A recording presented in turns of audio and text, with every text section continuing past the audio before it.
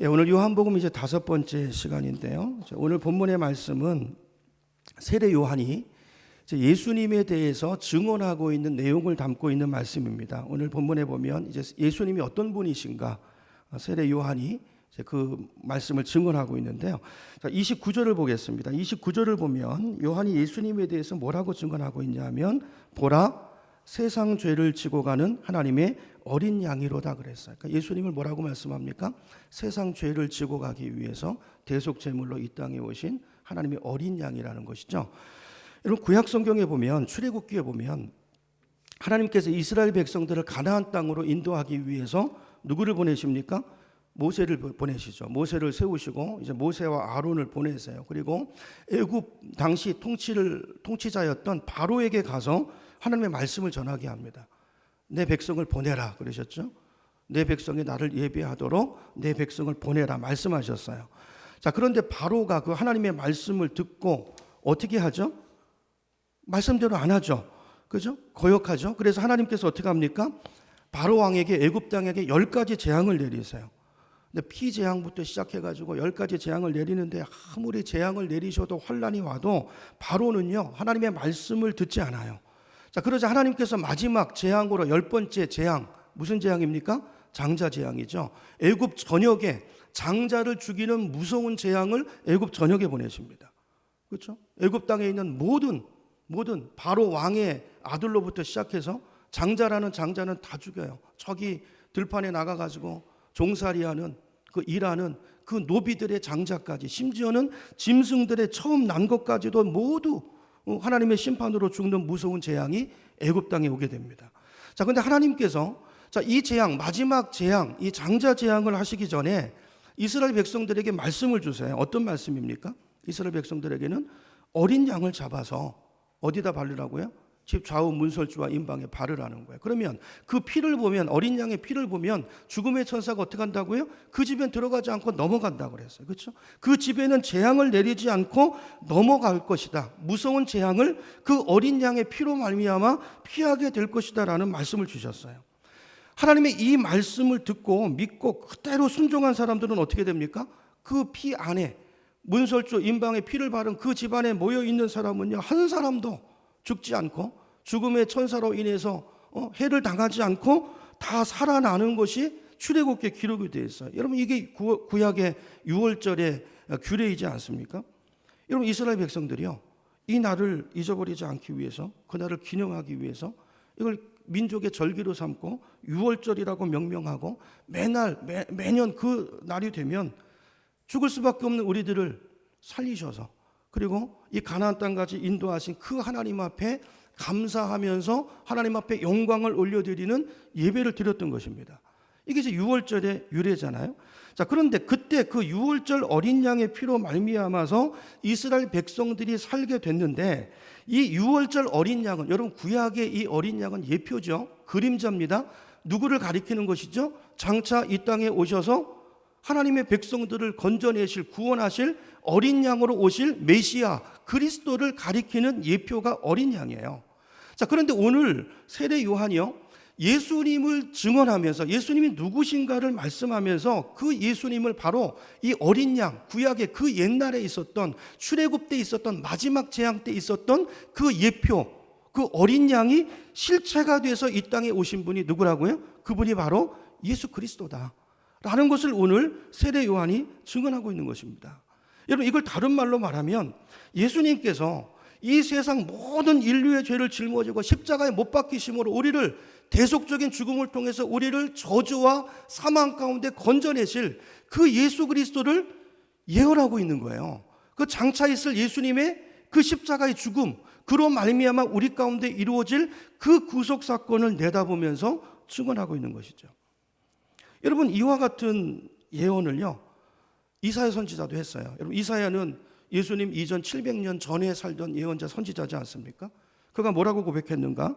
우리 이사야서 53장 5절부터 7절까지를 보겠습니다. 여러분, 스크린으로 보시고요, 제가 읽겠습니다. 그가 찔림은 우리의 허물 때문이요, 그가 상함은, 여기 그는 누구죠? 장차 오실 메시아.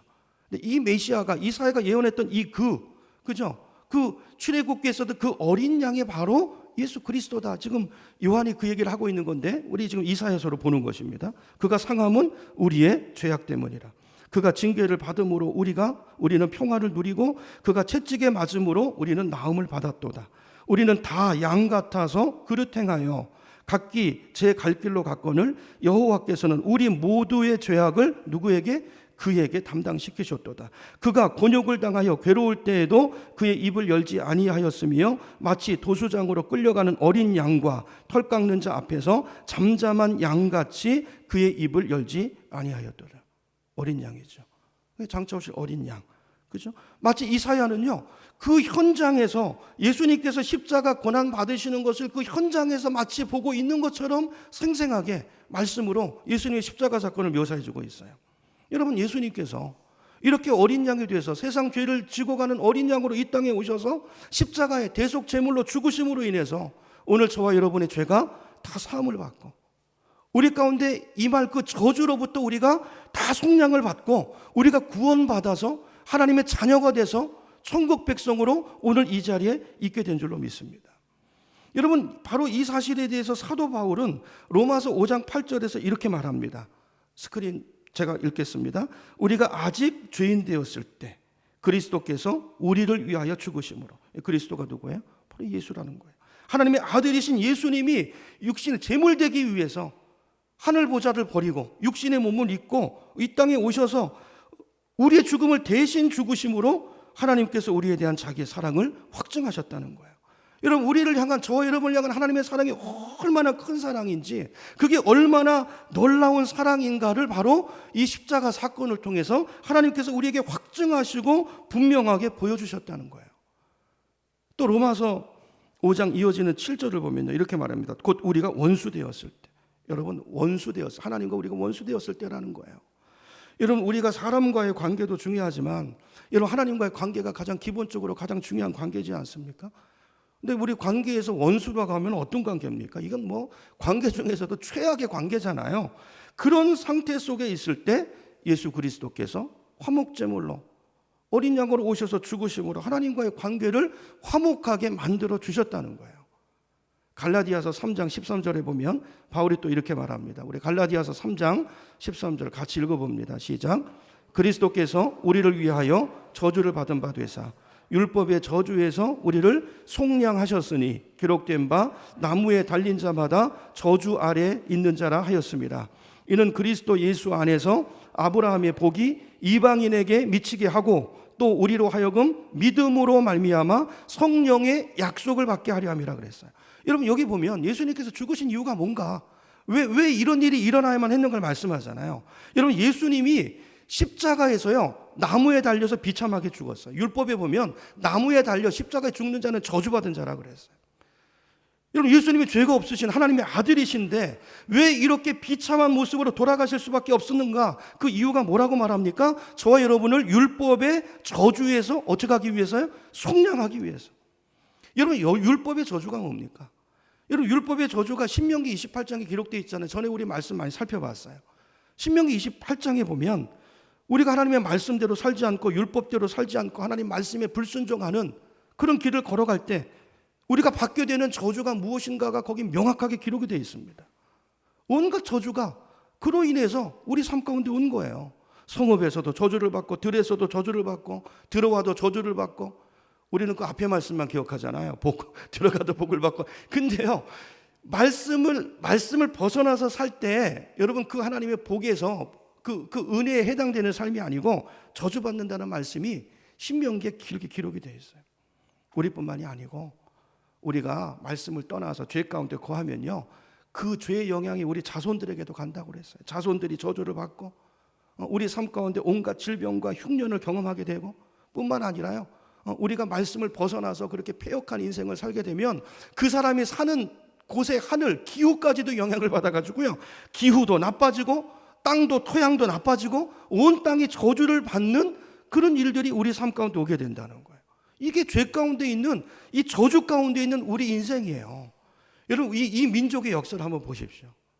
이 민족이요, 이렇게 잘 먹고 잘 살게 된 지가 얼마 되지 않습니다.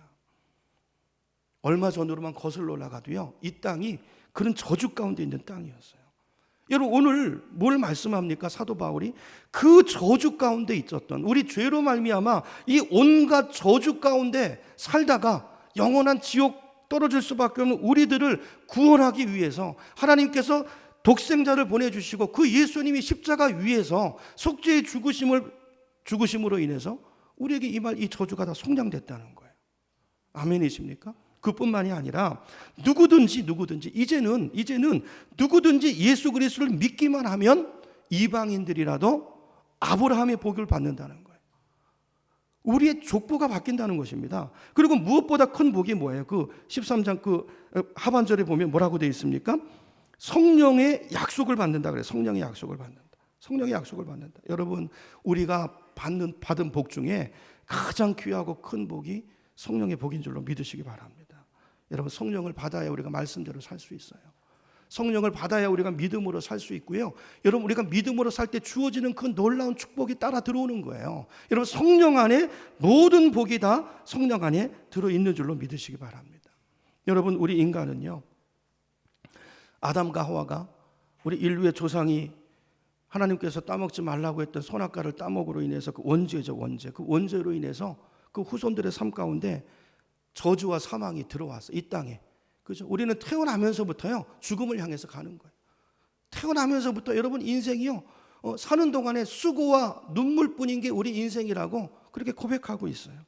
여러분 아담의 죄로 인해서, 원죄로 인해서 이 땅에는요 고통과 슬픔이 가득 찬 땅이 된 것입니다. 그래서 우리는 태어날 때부터 이 땅에 살다 보니까 어떻게 죄를 짓고 살다 보니까 우리 삶에 어려움이 오는 게 아니고, 우리가 태어날 때부터 우리는 죄인이기 때문에, 죄를 가지고 태어나기 때문에 그 죄 가운데 살다가 마귀의 종로로 타다가 마귀와 함께 마지막 죽을 때 영원한 심판의 자리에 들어가, 이 운명을 가지고 태어난 것이 아담 후손의 그 운명이라는 것입니다.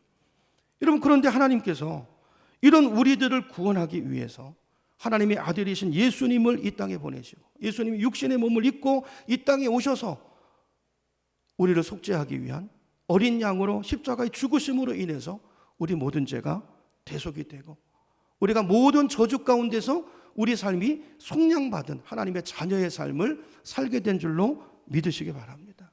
이게 오늘 우리가 받은 복이에요. 그러므로 이제는 누구든지입니다. 어떤 사람이든지 예수님을 믿기만 하면 죄사함을 받고 영생을 누리는, 이 땅에서부터 천국을 누리는 그런 복된 인생을 살게 된다는 것입니다. 이런 그 말씀을 이제 우리가 요한복음을 쭉 보고 있는데, 사도 요한이 한마디로 요한복음 3장 16절에서 이렇게 정리해 놨어요. 요한복음 3장 16절 여러분 다 암송하시죠? 그러면 같이 한번 암송해 볼까요? 시작. 하나님이 세상을 이처럼 사랑하사 독생자를 주셨으니 이는 저를 믿는 자마다 멸망치 않고 영생을 얻게 하려 하십니다. 한마디 압축이 되어 있죠. 여러분 우리가 맨날 복하면서 살지만 우리가 복을 다 좋아하잖아요. 근데 이미 우리가 가장 큰 복을 받은 사람들이에요. 여러분 예수 믿는 것보다 더 큰 복이 없는 줄 믿으시기 바랍니다. 예수 안에 우리가 약속으로 받을 그 성령 안에 모든 복이 다 담겨져 있는 거예요. 여러분 로마서 6장 23절에 보면 바울이 이렇게 말합니다. 죄의 싹은 뭐라고요? 사망이다 그랬어요. 무슨 말입니까? 죄로 인해서 우리 삶에 모든 고통이 왔다는 거예요. 죄로 인해서 이 땅에 저주가 오고 죽음이 왔다는 것입니다. 우리 인생의 모든 불행의 원인이 어디에서 비롯된 거예요? 그 뿌리로 내려가면 죄 때문이라는 거예요. 그러므로 여러분 우리가 인생을 살면서 이 죄 문제를 해결하지 않으면 우리 인생에 아무것도 해결할 수 없어요. 만 가지 문제의 원인이 바로 이 죄의 뿌리가 죄라는 것입니다. 근데 여러분 우리가 이 죄 문제를 어떻게 해결해야 되죠? 이런 죄를 어떻게 씻을 수 있습니까? 여러분 이 죄라고 하는 것은요 양잿물로 씻어도 씻어지지 않아요. 아무리 수양을 하고 산에 깊은 산에 가서 돌을 닦고 우리가 아무리 선행을 하고 좋은 일을 한다 할지라도 그곳으로 우리 죄 문제가 해결되지 않는다는 거예요. 방법은 뭐죠? 성경에 보니까 예수님을 믿는 거예요. 예수님 영접하고 회개하고 죄사함 받고, 그럴 때 하나님께서 우리 죄를 씻어주시고 의의 옷을 입혀준다는 것이 성경의 말씀인 것입니다. 요한일서 1장 9절을 보겠습니다. 요한일서 1장 9절 제가 봅니다. 만일 우리가 우리 죄를 어떻게 하면 자백하면 그는 미쁘시고 의로우사 우리 죄를 어떻게 하시고 사하시고 우리를 모든 불의에서 깨끗하게 하실 것이요. 여러분 한 가지예요. 예수님 영접하고, 예수님을 믿는다는 게, 예수님을 영접한다는 게 뭐라고 그랬죠? 두 번째 시간에 믿는다. 그분의 뭘 믿는 거죠? 예수님의 being. 그분이 누구이신가? being을 믿고 그분이 하신 일, 십자가 부활을 믿는 거라고 그랬어요. 그렇죠? 그 믿음을 가지고 예수님을 받아들이고 내 죄를 하나님 앞에 자백하고 회개할 때 하나님은 미쁘시고 신실하시고 의로우신 그 하나님께서 우리 죄를 반드시 사하시고 우리를 모든 불의에서 깨끗하게 거룩하게 만들어 주신다는 거예요. 여러분, 이게 하나님의 말씀이에요. 여러분, 이 말씀을 그대로 믿으시기를 축복합니다. 구약 성경에도 같은 말씀이 있어요. 에스겔서 18장을 보겠습니다. 에스겔서 18장 21절부터 봅니다. 제가 읽어볼게요. 그러나 악인이 만일 그가 행한 모든 죄에서 돌이켜 떠나, 회개죠. 돌이켜 떠나 내 모든 율례를 지키고 정의와 공의를 행하면 반드시 살고 죽지 아니할 것이라. 그 다음 같이 읽겠습니다. 시작. 그 범죄한 것이 하나도 기억함이 되지 아니하리니 그가 행한 공의로 살리라. 주 여호와의 말씀이니라. 내가 어찌 악인이 죽는 것을 조금인들 기뻐하랴. 그가 돌이켜 그 길에서 떠나 사는 것을 어찌 기뻐하지 아니하겠느냐. 아멘. 여러분, 우리가 과거에 어떤 죄를 저질렀다 할지라도 우리가 그 죄에서 돌이켜서 하나님 앞에 회개하고 바르게 살면 하나님은요, 우리가 지은 과거 죄가 아무리 큰 죄라도 아무리 무서운 죄라 할지라도 그거 기억도 안 하신다는 거예요. 이걸 도말이라고 그러잖아요. 성경에 도말해 버리신다는 거예요. 뿐만 아니라 여기 이렇게 말씀하세요. 악한 죄인들이 죄 가운데 죽는 것을 하나님은 기뻐하신다, 안 기뻐하신다? 안 기뻐하신다. 이런 사람들이 하나님을 오해하는 것입니다. 하나님이 말이야 사랑이시라고 그러면서 지옥을 만들어 놓고 거기. 여러분, 하나님은 우리를 위해서 지옥을 만드신 게 아니에요. 지옥은 마귀를 위해서 있는 것입니다. 하나님은 사랑이세요. 우리에게 구원받을 길을 주셨어요. 예수 그리스도. 여러분, 이 구원받는 길, 우리가 믿음으로 은혜로 구원, 거저받는 구원이라고 하지만 여러분, 이게 절대 거저받는 구원이 아니에요. 하나님께서 엄청난 값비싼 대가를 지불하고 우리를 살리시는 구원인 것입니다. 여러분, 하나님은 사랑이세요. 사랑. 악인들이 죄 가운데 죽으면 어떻게 되죠? 죄 가운데 이 땅의 삶의 기회 가운데 그냥 그렇게 살다가 죄 가운데 죽으면 어떻게 됩니까? 영원한 지옥으로 가는 거예요. 하나님 그걸 기뻐하지 않으세요. 그래서 한 영혼이라도 더, 여기 보세요. 그 길에서 떠나 이 뒤에 사는 것은 떠나 사는 것, 이건 다른 말이에요. 떠나서 사는 것은 영생을 사는 걸 말하는, 영생을 사는 것을 하나님은 기뻐하신다는 것입니다. 죄 가운데서 죽는 걸, 멸망으로 가는 걸 기뻐하시는 게 아니고 죄에서 떠나서 삶의 방향을 바꾸어서, 이게 회개잖아요. 돌이켜서 예수 그리스도를 영접하고 그분의 은혜로, 그분의 사랑으로, 복음의 능력으로 영생을 사는 것을 어찌 기뻐하지 않겠느냐. 이게 하나님의 마음인 줄로 믿습니다. 여러분, 하나님은 사랑이세요. 하나님은 좋으신 하나님인 줄로 믿습니다. 여러분, 하나님은 저와 여러분의 과거를 보시는 분이 아니고 하나님은 현재를 보세요. 지금 과거가 어찌했을지라도 그건 중요한 게 아닙니다. 이전 것은 지나갔어요. 보라, 새 것이 되었도다. 지금 내 상태, 여러분, 지금 내 마음, 하나님의 관심은 그거예요. 여러분, 우리가 회개하고 돌아오면 하나님은 우리의 과거를 하나도 기억하지 않으신다고 그랬어요. 사람은 기억하지만, 그러니까 이게 우리가 그래요. 우리가 자꾸 우리식으로 생각하니까, 여러분, 하나님 우리와 다르십니다. 하나님 여러분, 성경이 그렇다고 그러면 그런 줄 아는 게 믿음이에요. 하나님은 기억하지 않으시고 지금 우리 상태를 보시고, 그리고 과거 우리의 삶이 아무리 흉악범 같은 인생이라 할지라도 회개하고 돌아오면 하나님은 변화된 모습을 보시고 기뻐하시고 축복하시고 사랑하시는 게 하나님인 줄 믿습니다. 이런 저와 여러분이 이런 복을 받았어요. 정리하면 이제 첫째로 죄 사함의 복을 받았고요. 두 번째는 우리 죄를 하나님이 다 도말해 주셨대요. 죄를 완전히 없이 해주시고 그거 기억도 안 하신다는 거예요. 여러분, 우리가 회개하면 그 죄는 없어진 걸로 믿으시기 바랍니다. 그리고 이제 나도 잊어버리셔야 돼요. 하나님이 기억하지 않는데 여러분 기억하고 계시지 마세요. 옆에 사람에 대해서도 그렇고 좀 자기도 좀 용서하세요. 하나님이 용서하셨으니까 우리 용서하고 살라는 게 하나님의 뜻인 줄로 믿습니다. 그죠? 기억도 안 하신대. 뿐만 아니라 로마서 8장 1절에 보면 이렇게 말합니다. 이제 그리스도 예수 안에 있는 자에는 결코 뭐가 없다고요? 정죄함이 없다 그래서 여러분, 저와 여러분은 과거 실수와 과거 잘못으로 인해서 정죄함을 받지 않아요. 여러분, 이거 우리 꼭 마음에 담았으면 좋겠어요. 다시는 우리가 과거의 내 죄 때문에 심판받거나 그것 때문에 죄인으로 설 일이 없다는 거예요. 그러므로 저와 여러분이, 여러분 예배 시간에도 마찬가지, 우리 용서받은 죄인, 그건 맞는 말인데요. 성경은 사실 그렇게 부정적인 의미로 우리를 규정하지 않고 용서받은 죄인이 아니고 우리를 의인이라고 말합니다. 의인. 자꾸 우리는 이제 용서받은 죄인이라고 생각하니까 자꾸 뭐 움츠러지고 자기 과거 때문에 우리 생각이 나니까 늘 떳떳하지 못하고. 그런데 하나님이 여러분 죄책감과 이건 다른 것입니다. 우리는 완전히 용서받았어요. 기억도 안 하세요. 근데 죄책감을 남겨두신 이유는, 죄책감은 뭐죠? 죄책감을 왜 두셨을까요? 여러분, 죄책감이 있어야 그 죄가 얼마나 무서운 것인 걸 알고 똑같은 죄를 짓지 말라는 의미에서 그 감정을 주신 것이지, 우리의 실제적인 상태는 정죄함이 없다예요. 없다. 이 말씀을 기억하시기 바랍니다.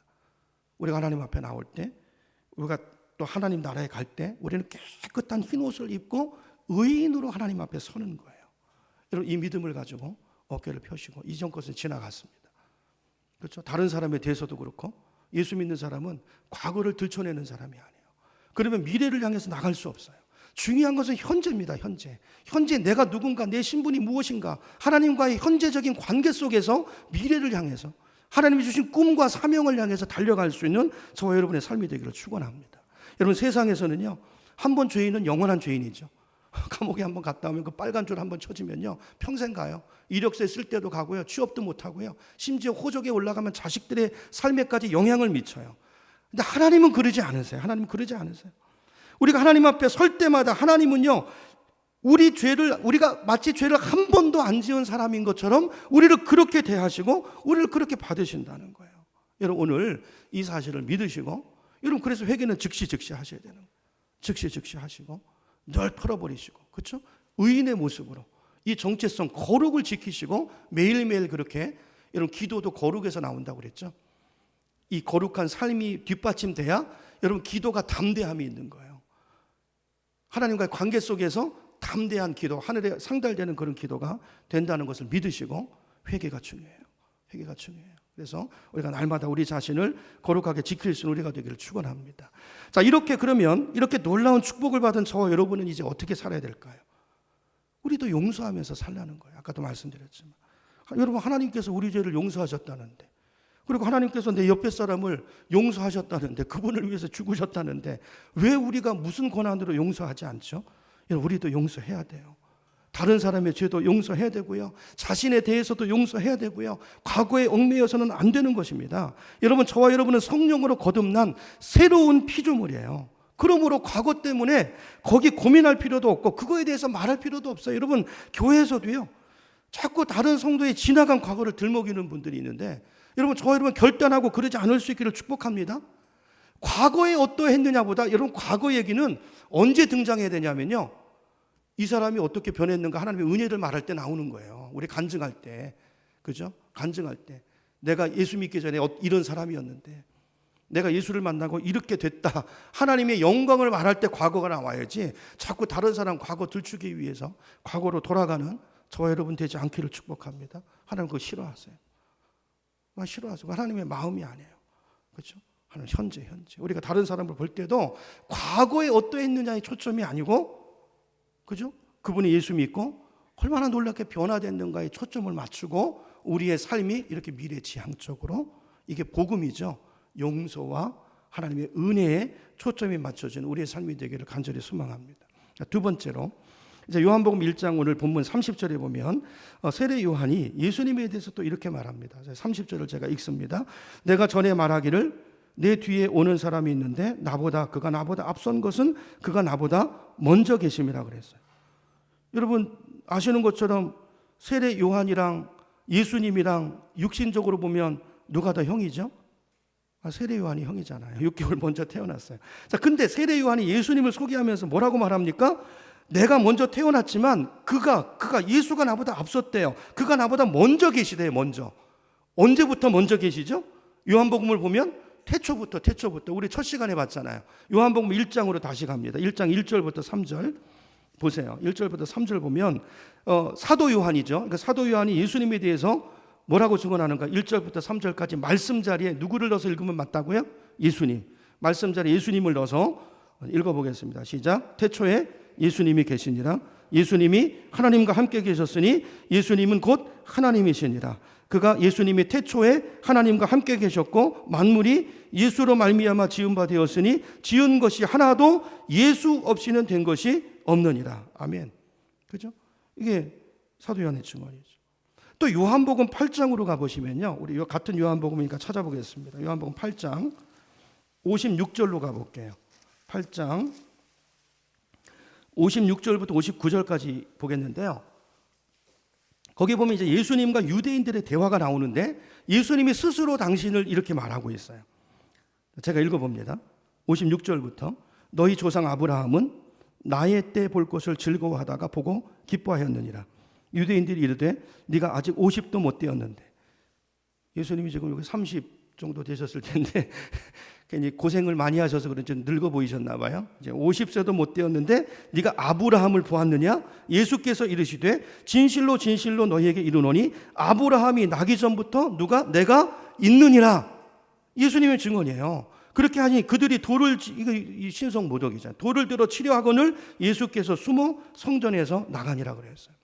자, 예수님께서 당신을 드러내서 말씀하시죠. 여러분, 육신적으로 보면 누가 누구 자손입니까? 아브라함이랑 예수님 관계 속에서 누가 누구 자손이에요? 예수님이 아브라함 자손이잖아요. 까마득한 자손이잖아요. 근데 예수님께서 뭐라 말씀하세요? 아브라함이, 너희 조상 아브라함이 태어나기 전부터 내가 있었다는 거예요. 무슨 말입니까? 태초부터 계신, 요한이 증거하고 있는 그분이 바로 하나님의 아들이시라는 거죠. 그 하나님의 아들이신 그분이 육신을 입고 이 땅에 오셨다는 거예요. 여러분, 사도 요한이 이걸 어떻게 알고 이 사실을 요한복음 1장, 요한복음 곳곳에 이 말씀을 기록해 놨을까요? 예수님을 따라다니면서 사도 요한은 가장 사랑받는 제자였잖아요. 그러면서 일거수일투족을 기록하며 봤는데요. 근데 그때는 못 믿었어요. 사도 요한도. 예수님의 말씀이 무슨 저런 말씀을 하시나. 근데 능력이 나타나니까 긴가민가하고 따라다니고, 예수님이 죽으시는 십자가 부활을 말씀하셨을 때도 뭐 그런 일이 일어나겠어? 여러분, 제자들이 부활을 안 믿었습니다. 그렇죠? 그러다가 그들이 예수님께서 하신 말이 이게 틀림없는 사실이고 그분이 정말 하나님이구나, 이걸 확인하게 된 사건이 뭐예요? 그게 예수님의 부활이에요. 부활을 통해서 제자들의 그 예수님에게 들었던 말씀이 다시 생각나기 시작했고, 오순절날 마가의 다락방에 성령 세례가 부어짐으로 인해서 그 예수님의 말씀이 의미가 무엇인가를 그들이 성령을 받고 나서, 성령 세례를 받고 나서 요한이 깨닫게 되고, 이 복음의 말씀을 성령의 인도하심을 따라 기록해서 오늘 우리 손에 들려져 있는 줄로 믿으시기 바랍니다. 여러분, 예수 그분이, 그가 그리스도라는 걸 우리가 어떻게 알 수 있죠? 여러분, 성경에 보면 성령이 아니고는 예수를 주시라 할 수 없느니라 그랬어요. 여러분, 성령 받으셨습니까? 성령 받으셨어요? 이게 아멘이 작으세요. 성령 받았는지 안 받았는지 확인할 수 있는 증거가 뭐죠? 여러분이 여러분의 입으로 예수 그분을 그리스도라고 고백하는 그 믿음이 있으면, 예수가 그리스도이십니까? 그분이 하나님의 아들이십니까? 그분의 그분의 존재와 그분이 하신 일, 예수님의 십자가와 부활이 믿어지십니까? 이걸 어떻게 믿어요? 저는 늦게 예수 믿었는데, 저는 중고등학교 미션 스쿨을 다녔는데 수없이 채플 때 그 목사님을 통해서 설교도 듣고 성경 공부 시간도 학교 아주 있어요. 미션 스쿨이니까. 제가 안 믿었어요. 제가 논쟁에서도 안 졌어요. 안 믿었어요. 근데 이게 믿어지더라고요. 여러분, 이 믿어지는 것이 성령의 역사인 줄로 믿습니다. 세례 요한도 마찬가지. 오늘 세례 요한의 고백을 한번 보세요. 요한복음 1장, 우리 다시 오늘 본문으로 가서요. 31절부터 보세요. 31절부터. 요한이 뭐라고 고백하는지 보세요. 제가 읽을게요. 나도 그를 알지 못하였으나 내가 와서 물로 세례를 베푸는 것은 그를 이스라엘에 나타내려 함이라. 요한이 또 증언하여 이르되 내가 봄에 성령이 비둘기같이 하늘로부터 내려와서 그의 위에 머물렀더라.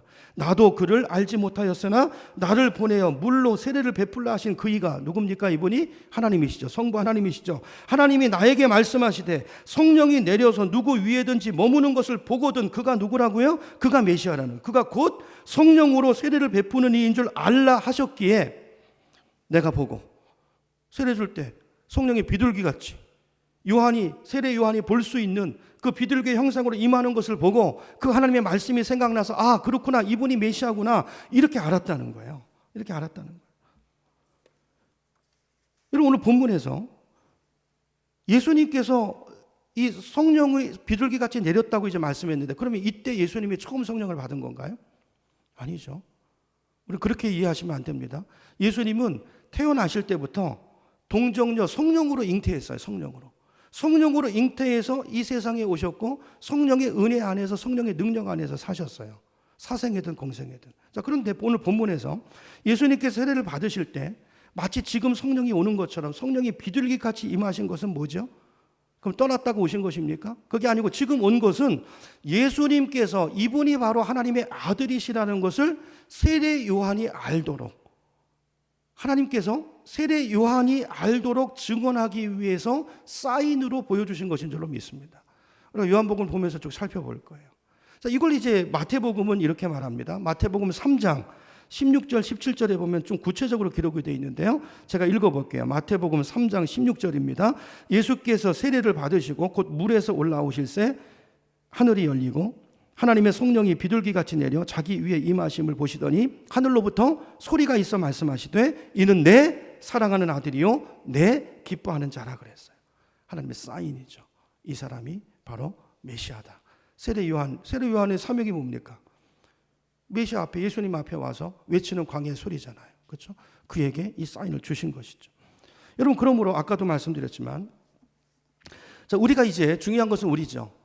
여러분, 성령 받으셨습니까? 이거 굉장히 우리가 심각하게 물어봐야 되는 질문이에요. 성령은 받아도 되고 안 받아도 되는 거 아니고 뭐 예수만 믿으면 됐지. 아닙니다. 그것과 다른 질문이 아니에요. 여러분, 성령을 받으셨습니까?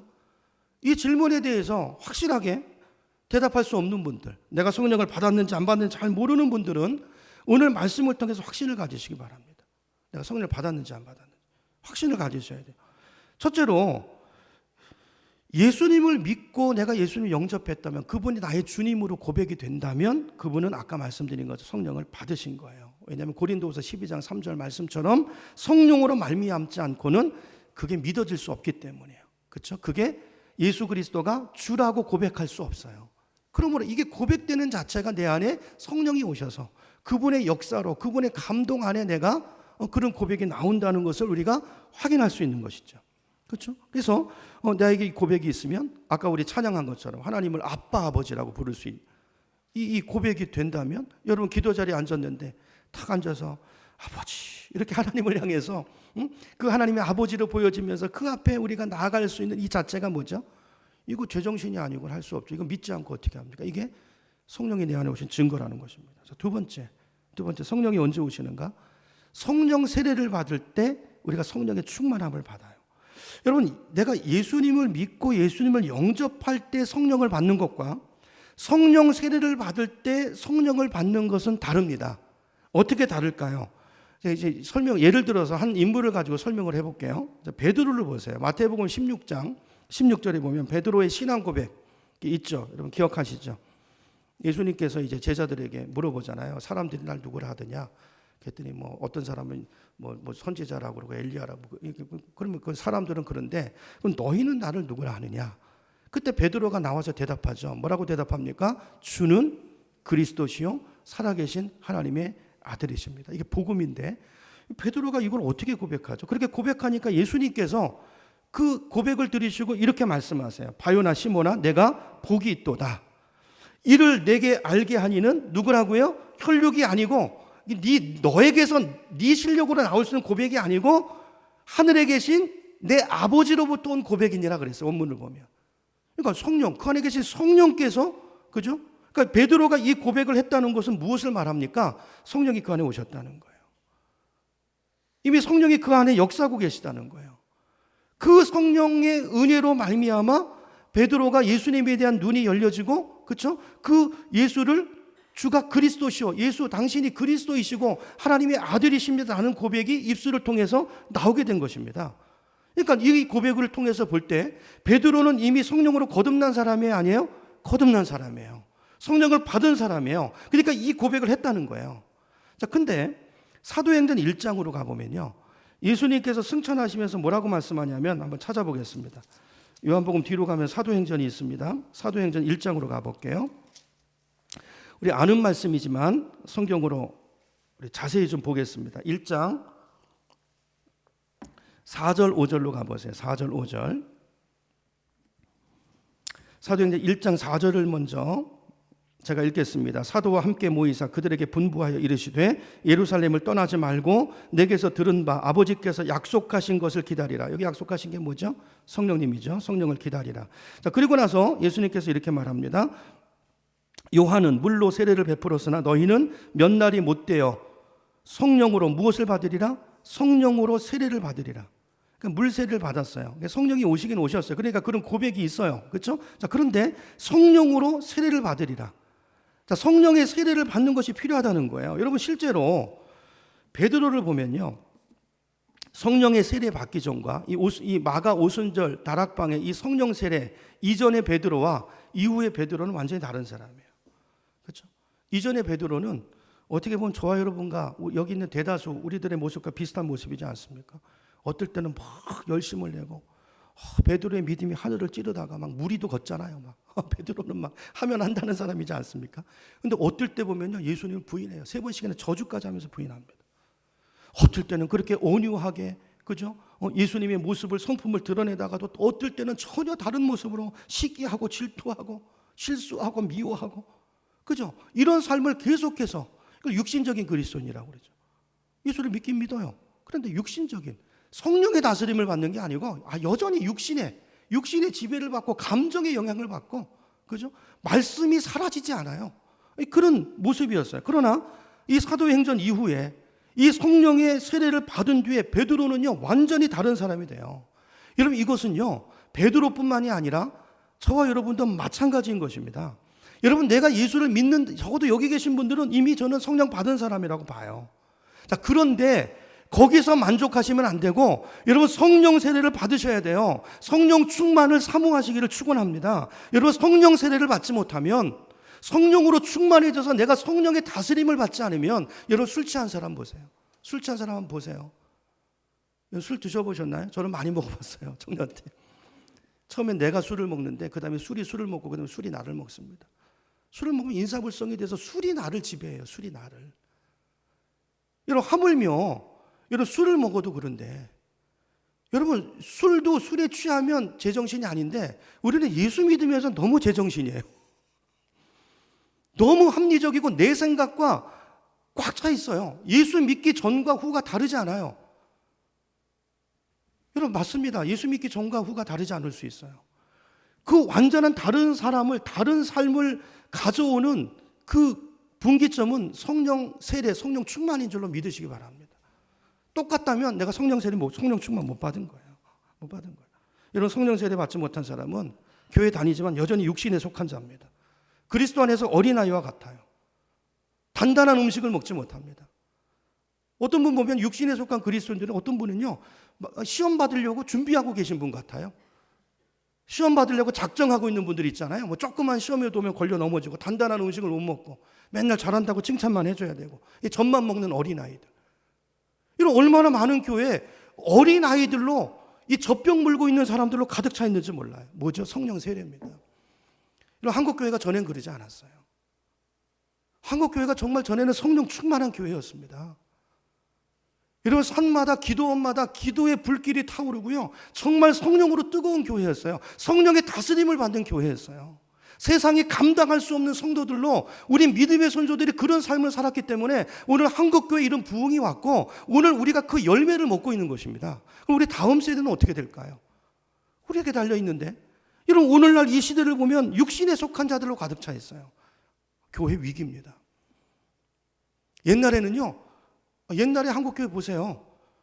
자기들은 교회 안 나와도 형편이 안 돼가지고 먹고 살아야 되니까 자식은 보냈어요. 왜냐면 교회 가면 교회가 좋으니까. 교회 다니는 분들, 목사님도 좋고 장로님도 좋고 교회 가면 보냈어요. 근데 지금 안 보냅니다. 지금 안 보내요.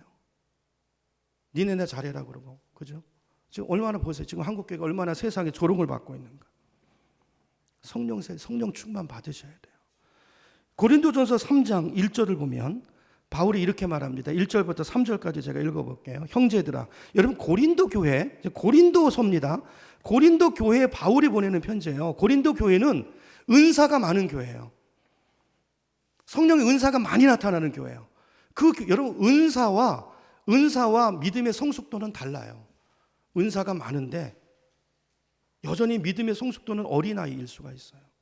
그래서 우리가 성령 받은 거를 여러분 말씀으로 확인하셔야지, 자꾸 어떤 분들은 성령 받은 어떤 사인들, 방언이라든지 무슨 어떤 이게 안 나타나면, 그리고 내 감정에 맨날 이렇게 샘솟는 기쁨이 없으면 이게 성령이 안 오신 걸로 생각하는데, 아니요, 꼭 그런 것만은 아니에요.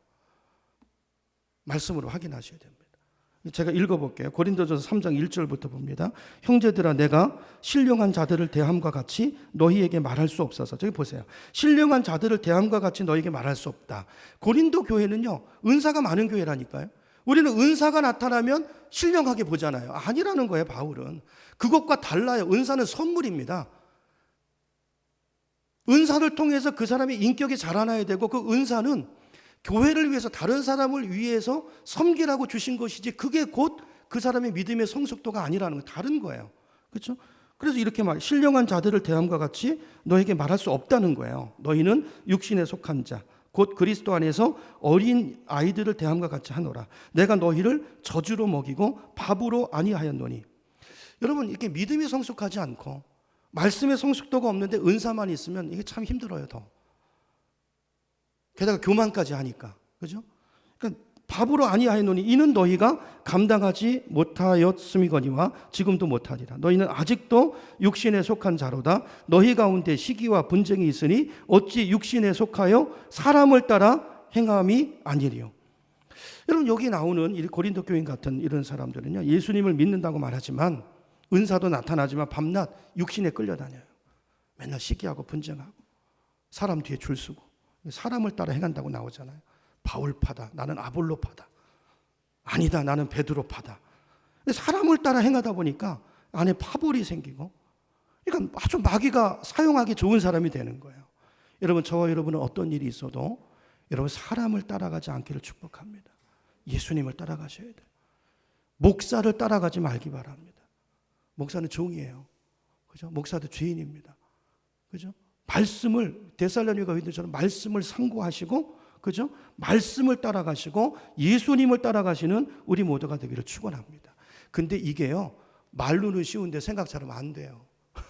하나님은 눈에 안 보이고 사람이 보이고, 그러니까 우리는 맨날 말은 이렇게 하는데 사람을 따라가요. 그렇죠? 이게 우리들의 모습이에요. 여러분, 이게 내 힘으로는 안 되고 성령을 받아야 되는 것입니다. 성령을 받아야 말씀대로 살 수 있는 거예요. 성령을 받아야 믿음 충만하고 신령한 성도가 되고 사랑도 충만한 사람이 되는 거예요. 여러분, 그래야, 성령 받아야 온전한 성도가 되고 예수님을 닮게 되는 줄로 믿으시기 바랍니다. 원수까지도 사랑하게 되고. 내 힘으로 됩니까? 아니요. 스데반 집사님 보세요. 성경에 보면 스데반 집사님이 성령 충만하게 담대하게 복음을 전하다가 돌에 맞아 죽을 때도 그 얼굴이 천사와 같다 그랬어요. 자기에게 돌을 던지는 사람을 향해서도 미워하거나 저주하지 않았어요. 그리고 예수님의 그 기도, 주여 저들이 몰라서 그럽니다. 저들의 죄를 저들에게 돌리지 마옵소서, 그들을 축복하면서 가는 이 스데반의 비결은 그 사람이 날 때부터 온유한 사람이 아니고 성령 세례 받은 사람이라 그래요. 여러분, 성령 충만, 그 순간에도 성령이 그 심령을 다스리고 성령이 하늘문을 열어서 그의 영안을 열어주고 그 하나님의 나라를 바라보는 그 성령 충만에서부터 스데반의 그 순교와 그 헌신과 그 사랑과 그 눈물의 기도가 나온다는 걸 기억하시기 바랍니다. 결론은 성령 충만이에요. 여러분, 오늘 보세요. 우리가 직분을 감당할 때도 세례 요한도 사명이 있었는데, 여러분, 세례 요한도 성령을 떠나서는 사명을 감당할 수 없어요. 여러분, 저와 여러분도 마찬가지입니다. 여러분, 성령 충만을 사모하시고 성령 충만에 우리의 목숨을 걸 수 있는 저와 여러분 되기를 축원합니다. 자, 그러면 어떻게 하면 성령 세례, 성령 충만을 받을 수 있을까요? 간단하게 말씀드리고 마칠 텐데, 첫째, 기도에 힘쓰셔야 돼요. 다시 사도행전 1장 14절로 가보면요, 그들이 언제 마가 다락방에 성령이 세례가 부어졌는가? 사도행전 1장 14절 우리 같이 읽어봅니다. 시작. 여자들과 예수의 어머니 마리아와 예수의 아우들과 더불어 마음을 같이하여 오로지 기도에 힘쓰니라. 기도에 전념했다는 거예요. 여러분, 그러므로 여러분 성령 충만을 정말 사모하시면 여러분 시간을 내셔야 돼요. 시간을 내셔야 됩니다. 집중해서 전심으로 전심. 성경은 전심을 말해요. 전심으로 하나님 앞에 기도하셔야 돼요. 두 번째, 철저히 회개하셔야 돼요. 성령은 거룩한 영이에요. 거룩한 영. 여러분, 믿기 전에 우상 숭배하고 타락한 생활한 것들, 우리 안에 들어와 있는 온갖 죄악의, 이런 많은 사람들이요, 좀 조심스러운 얘기인데, 여러분, 사실 많은 분들이 세상적인 이 귀신의 습관들, 여러분, 내 삶을 바꾸셔야 돼요. 내 안에 들어와 있는 귀신의 영향들을 예수님의 이름으로 몰아내셔야 됩니다. 그래서 보세요. 우리가 구원 받았는데, 구원은요, 현재적인 구원이 있고 미래적인 구원이 있어요. 우리가 믿음으로 구원을 받았습니다. 근데 사도 바울은 두렵고 떨림으로 너희 구원을 이루라는 거예요. 여러분, 예수 믿는 사람도 귀신 들릴 수 있을까요? 귀신의 영향을 받을 수 있을까요? 답은 예라고 보는 게 맞는 것 같아요. 성경에 여러 가지 이야기들이 있지만 성경을 균형적으로 보면 예수 믿는 사람도 귀신 들릴 수 있습니다.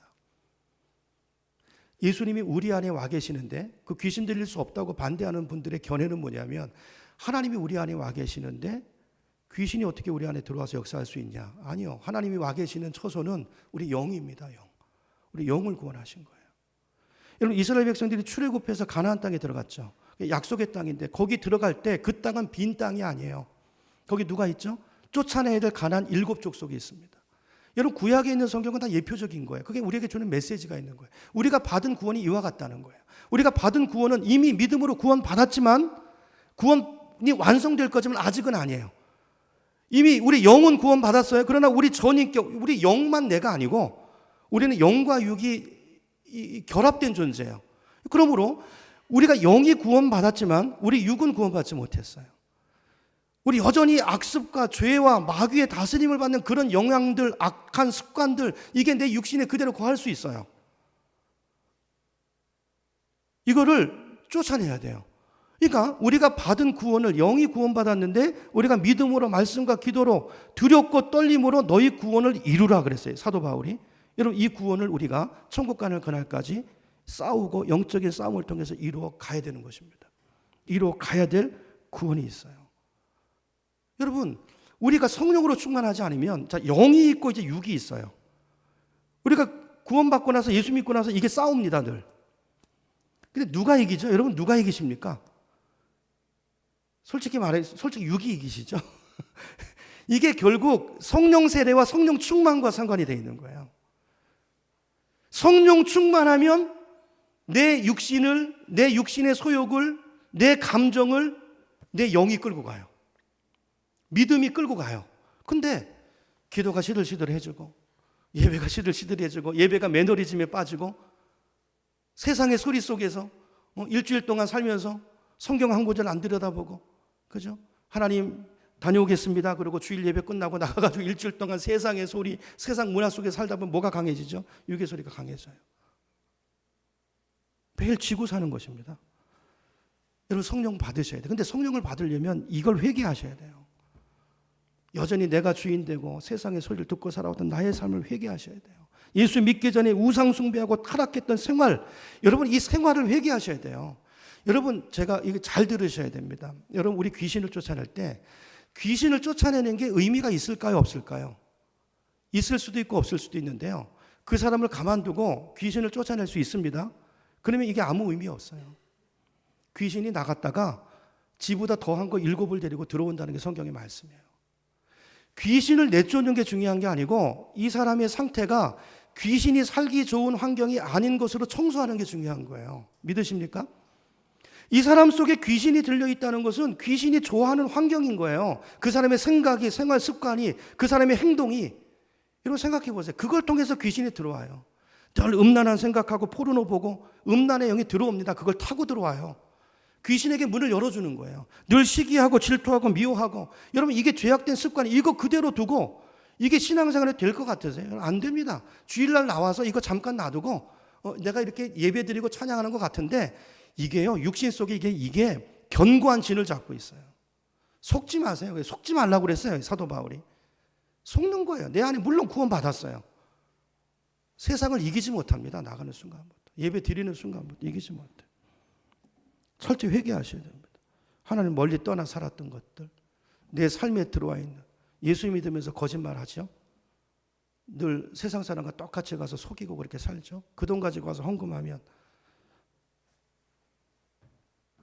회개해야 돼요. 우리 삶을 바꾸셔야 돼요. 회개는 입술로만 고백하는 게 아닙니다. 삶을 돌이키는 거예요. 우리는 영적인 존재만이 아니에요. 맨날 육신은 놔두고 영적인 것만 가려고 뭐 된 것처럼 생각하지 마십시오. 그건 은혜 받을 초석이고 우리가 결단하고 고쳐야 될 게 있어요. 우리 삶이고 생활 습관이고 마귀를 쫓아내시는 거예요. 이런 끊어버리지 못한 죄 때문에 여러분 반복하고 세상에서 반복하고 그러다가 와가지고 맨날 우리가 하는 기도가 또 똑같은 죄를 저지르고 왔습니다. 이것만 반복하고 가서 또 나가서 또 이렇게 하지 마시고 성령 충만 받으시고 성령 세례 받으시고 바꾸세요. 성령의 다스림을 받으세요. 여러분의 삶이 하나님의 나라가 되게 하세요. 하나님 앞에 이 시간 고백하세요. 하나님, 제 힘으로 제 죄를 끊을 수 없습니다. 내 힘으로 바르게 살 수 없음을 고백합니다. 나는 매일 넘어집니다. 매일 예배드리고 또 넘어지고 또 거짓말하고 죄 짓습니다. 나에게 성령 충만을 주세요. 성령의 세례를 주세요. 오순절 마가의 다락방에 임했던 그 성령이 오늘 나에게 임해 주세요. 내 안에 오셔 내 마음을 엽니다. 나를 다스려 주세요. 나를 지배해 주세요. 여러분, 이 고백이 있으셔야 돼요. 회개하고 이렇게 성령을 사모하면 그분이 오세요.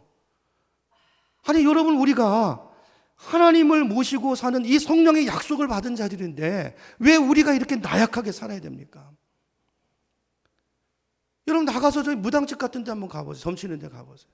그들도요, 귀신을 받아서 귀신의 능력으로 역사해요. 그들도 귀신을 받아들인 거예요. 영접하고 귀신을 받아들이면 귀신이 그 사람을 지배해서 귀신의 능력이 나타납니다. 뭐 과거 뭐 전보로 오면은 뭐 저 사람 과거에 있었던 일도 뭐 얘기하고 너 뭐 7살 때 교통사고 당했지 뭐 이렇게 얘기하잖아요. 귀신의 능력이잖아요. 이게 존재하는 거예요. 예수님 영접하면 여러분, 그런 귀신과는 잡신과는 비교할 수 없는 거룩한 영이신 하나님의 영이 우리 안에 임하시는데 1장 8절 사도행전 1장 성령 세례를 말씀하시고 4절 5절에 8절 가보세요. 오직 성령이 너희에게 임하시면 너희가 무엇을 받고? 권능을 받고 예루살렘과 온 유대와 사마리아 땅끝까지 이르러 내 증인이 되리라. 여러분 아멘이시죠? 여러분, 저와 여러분 성령 충만이에요. 성령 세례. 성령 세례를 받으면 작은 죄도 철저히 회개하고요, 겸손한 사람이 되는 것입니다. 이 세상을 바라보고 이 세상 때문에 걱정하고 두려워하거나 불안해하지 않아요. 성령 하나님이 보이니까 여러분, 이 세상은 문제가 되지 않는 거예요. 담대한 마음이 생기고 환경을 초월한 평안이 우리 생각과 마음을 사로잡는 것입니다. 감사가 터지고요, 마음에 기쁨이 있고요, 점점 우리 인생이 변화돼서 예수님을 닮아가고요. 여러분, 성령은 사랑의 영이, 하나님은 사랑이세요. 내 안에 성령의 역사, 첫 번째 이 사랑의 사람이 되는 거예요. 그리고 이 복음을 전하지 않고는 견딜 수 없는 마음이 일어나고, 그래서 하나님의 나라를 위해서 충성하는 사람이 되고 주님을 위해서라면 목숨까지도 내놓는 하나님의 사람으로 서게 되는 것입니다. 이게 그 사람의 능력이 아니에요. 우리는 다 똑같습니다. 성령의 차이예요. 누가 내 인생을 누가 다스리느냐의 차이인 것입니다. 예수를 믿지만 여기 앉아있는 분들 다 예수를 믿으시잖아요. 근데 우리의 삶이 다 다른 차이는 성령의 차이라니까요.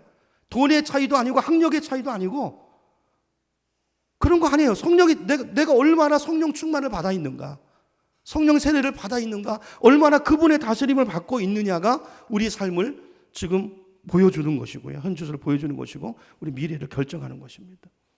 여러분, 주님을 모시는 자가 참 행복자인 줄로 믿으시기 바랍니다. 성령 안에 다 있어요. 이런 분들이 있어야 교회가 부흥하는 것입니다. 이런 분들이 있어야 가정이 행복해지는 것입니다.